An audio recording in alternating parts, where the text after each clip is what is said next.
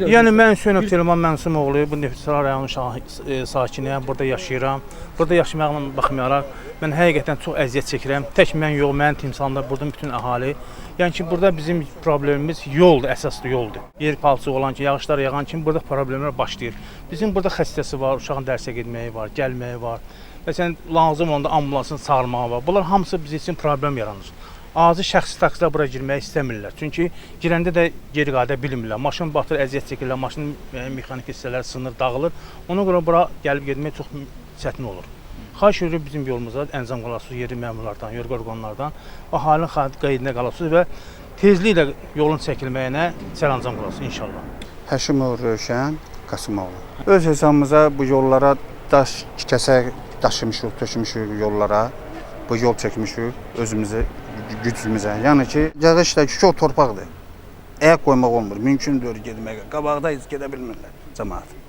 Cəmaət çox əziyyət çəkir. Uşaqların qucaqlarında bir evdə daşıyırlar, məktəbə çağırırlar yollara. Maşını da saxlayırıq yolda, tras qırağında. Onun üçün gəlib görürük evimizə. Qışda olur ancaq bu hadisələr. Ağayev Tofiq Nəsrəddinoğlu. Görürsünüz, bizim yollarımız bərbad gündədir. Qışda bu yollar keçilməz olurlar. Bu nəvələrimiz məktəbə gedəndə məcbur onları boynumuzda aparaq, qucağımızda aparaq. Başqa əlacı yoxdur, bu girmir, bura maşın girə bilmir, batır burada maşın. Bizim bu yolların bir xeyləm hissəsini Susakəndə dağıtdılar və söz verdilər ki, düzəldəcək. Ancaq elə oldu ki, yolları düzəlmədi.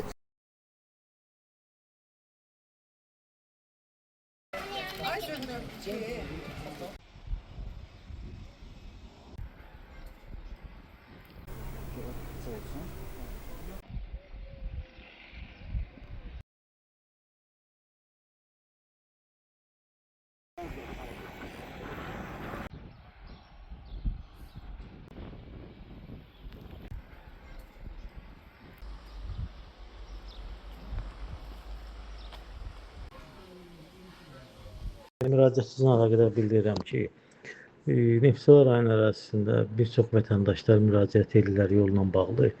Amma vətəndaşlar bilmir ki, bələdiyyə büdcəsi öz hesabına, yığım hesabına formalaşan büdcədir. Belə deyək də, indi bələdiyyə bir çox vətəndaş çıxarış olmadığı üçün ödəniş həyata keçirmirlər. Sonra da deyirlər ki, bələdiyyə yola baxmır və yaxud da digər müraciətlər. Bildirmək istəyirəm ki, əvvəla birinci vətəndaşlar gərək öz əmlaklarının, torpaq vergilərini versinlər ki, çünki bələdiyyə formalaşa bilsin. Yəni, bu səbəbdən də müraciət edirlər, sonra biz qarşılaya bilmirik müraciətlərin.